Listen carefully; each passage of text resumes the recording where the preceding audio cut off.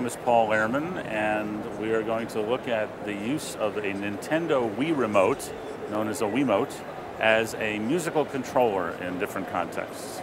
I'm a musician, first of all, with a great deal of interest in technology. I've been working with electronic music since I was a teenager, and I've been working with computer music for over 25 years.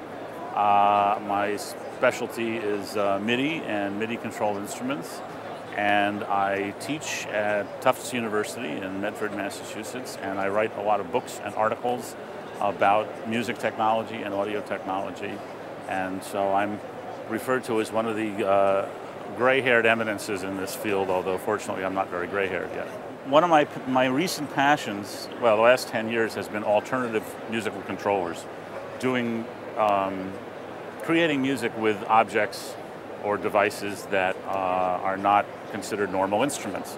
And in fact, I teach a course in this called Electronic Musical Instrument Design. And I saw this being demonstrated a couple years ago at a conference called New Interfaces for Musical Expression by a fellow at Berklee College of Music, and I got very, very interested in it. And the idea is that the Nintendo Wiimote has tremendous possibility as an expressive instrument if you can figure out how to tap what it's doing and convert it into some kind of musical parameters. And so that's what I've been doing. I've been exploring ways of doing that. I'm certainly not the first one to do this, but it's possible I may have taken it in directions that no one else has taken it.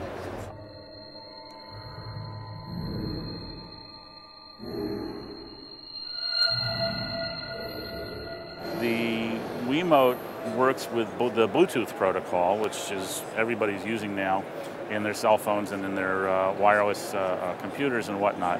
And it actually speaks Bluetooth rather conventionally. So anyone who can hack into a Bluetooth communication stream can take advantage of what the Wiimote is putting out. So there are a number of people who've created Wiimote reading applications for Macs and for Windows machines, and this one is an application from a fellow in France for the Macintosh, and it translates the Wiimote data into MIDI. This is one patch out of 20 that is in this particular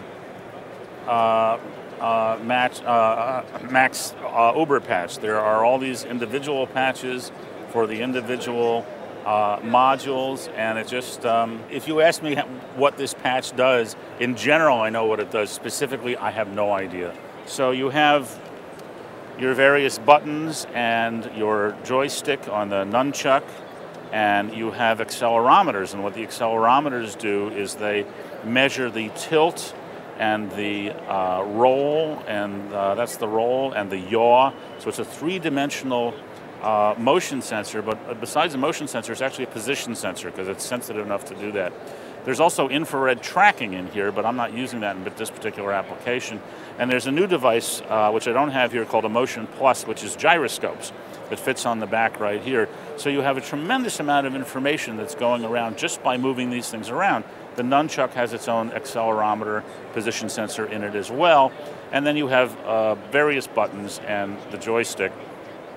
So there's lots of potential here for sending data to a musical instrument in such a way that it can be interpreted as musical parameters. And that's what I'm doing.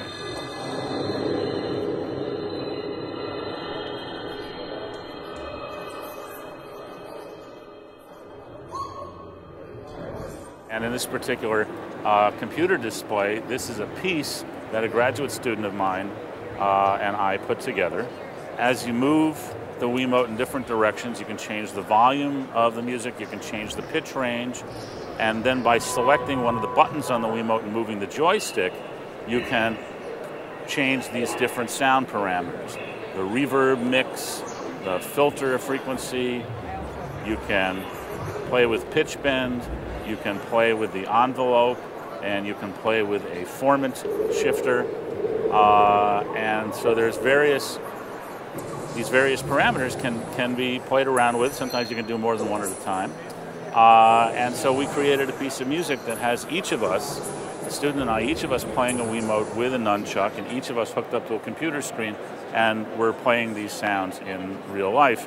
And if you want to focus on that again, I think if I when you shake the nunchuck, it changes the screen and changes the sounds, so you have a whole different scene to work with. And in this case, we have 12 different scenes for each of us, and so the piece evolves over time.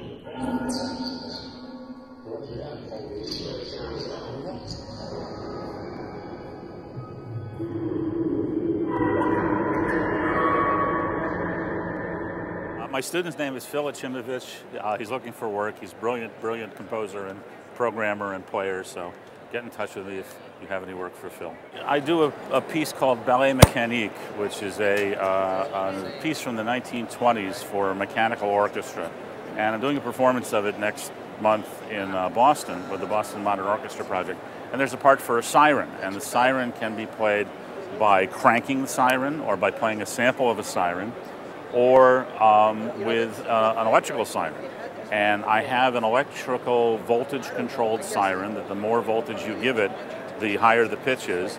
And I plug that into a MIDI-controlled light dimmer so that I can control the voltage going to the siren, and then I control the MIDI-controlled light dimmer with this.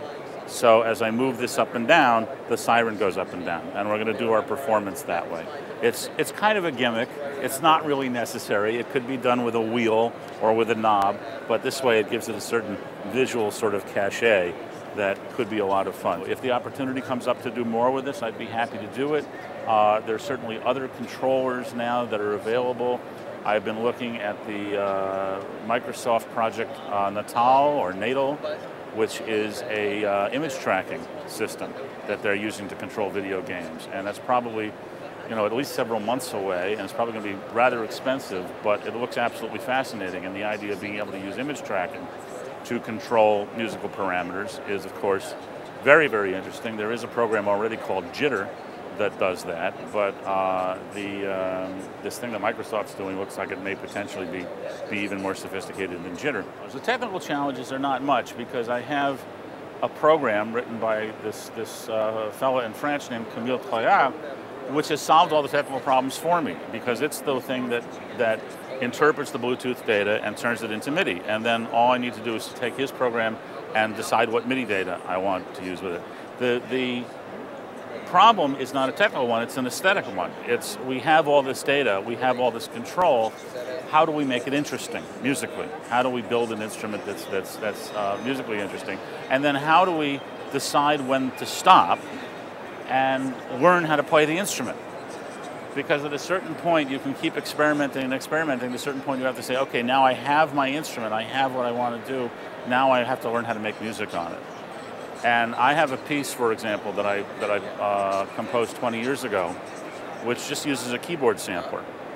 And it's based on samples of John Lennon and the Beatles, and it's called I Dig a Pygmy, and it's a live performance piece that just uses a keyboard sampler.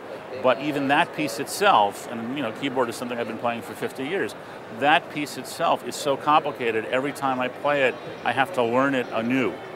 And it's using a keyboard. But so now we've got something which has infinitely more parameters.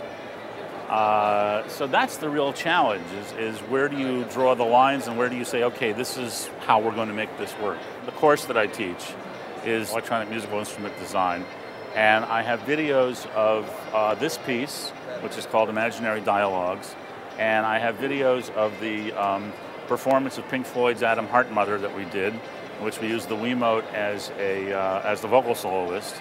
And I also have videos of the student projects, which don't have anything to do with Wiimotes, but are absolutely fascinating and are all in this realm of designing alternative musical controllers, designing devices using analog and digital sensors, and then deciding what they're going to do musically.